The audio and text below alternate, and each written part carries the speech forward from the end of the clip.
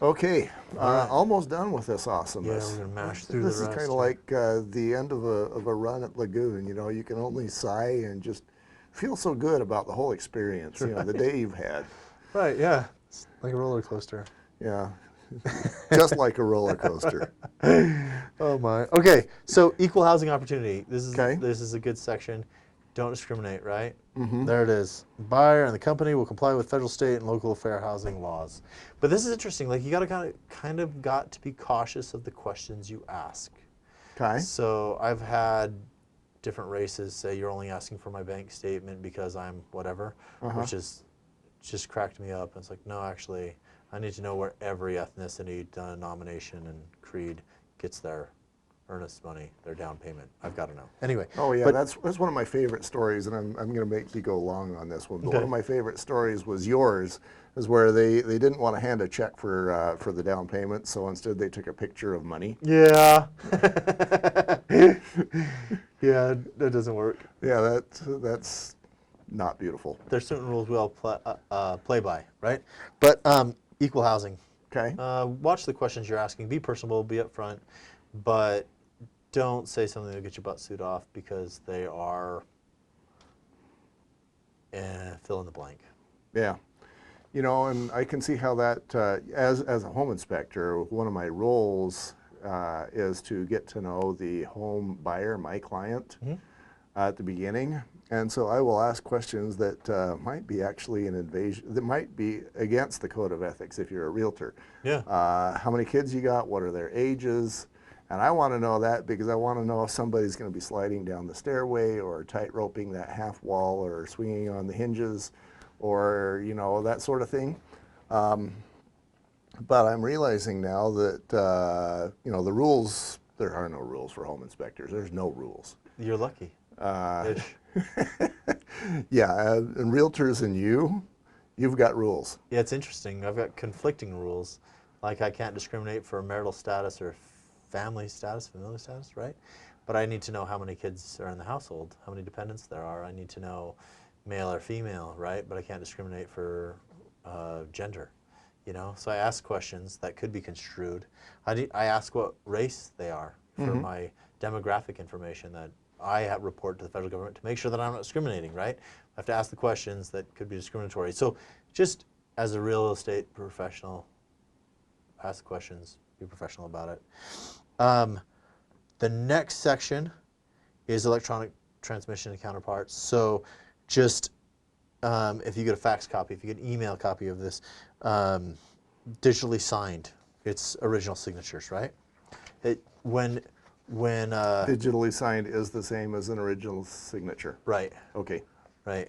So when that first came out, some people wouldn't allow certain things. You know, we need the wet copies, but we've gotten to a point now where it all works. Okay.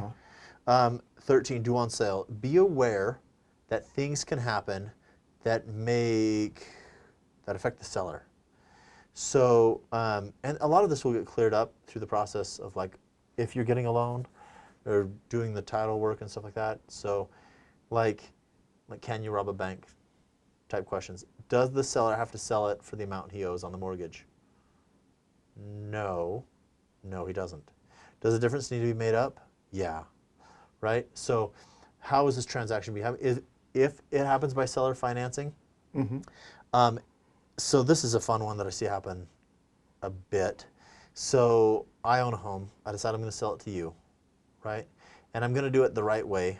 So I keep my current mortgage and put title in your name and put a lien on your house. And I'm the lender. And I have a lender. But if my lender now knows that I don't own the home, they may say, hey, pay it all, due and payable right now, acceleration clause, done, which would compromise your home, right? So things happen. You need to be aware. And that's why um, getting a title report and doing stuff like that, that's in the disclosures, Mm-hmm. which we'll hit later. But like there's a lot of things that go on in the background, like similar to like the $3 million property going for a few $100,000, right? Right. It looks all right until you know what's going on. Okay. Then we've got the entire agreement. Like you're getting everything. And it says the buyer broker agreement, including the buyer due diligence checklist form and the wire fraud alert disclosure, and any additional addendum are here, right? You're gonna get it all. We're gonna modify it. We're not gonna amend it, except when both parties agree and sign it, right? So you can put an addendum on addendum on addendum on addendum, just like you can on a purchase contract on this. But in order for that to be part of the contract, everybody will see it, everybody will sign it. So the other thing is, like, right at the beginning, you can talk about wire fraud, which is scary, and it's happening more and more.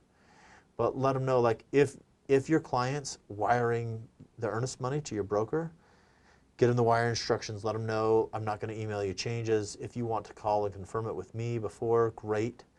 But when money is wired somewhere, it is wired somewhere. It's gone. It's just like you putting money in the briefcase and leaving it behind the dumpster. Whoever picks that money up, it's theirs. Like, granted, so the exchange and the wire transfer would be in giving you different wire instructions. So a fraudulent party will go into a bank, set up an account, find out you're involved in a real estate transaction where a lot of money is going to move, and then they say, hey, put the money here. You wire the money in, they pull the money out, close the account, boom, and they're gone. That'd be a great way to fund my day trading. Yeah, yeah. Yeah. Of course, if I was good at that, I wouldn't need to day trade. So there you have it. Yeah. So let them know that. And then the effective date. So this agreement starts when you say it starts, and you're authorized to do it, and it's all signed. It's effective. So then you sign and date it. It gets accepted by the company, by the broker, and that's it. Okay. Next, in this exciting, exciting day, we are going to go over purchase contract basics, the real estate purchase contract. I can't wait. It's going to be exciting. Okay.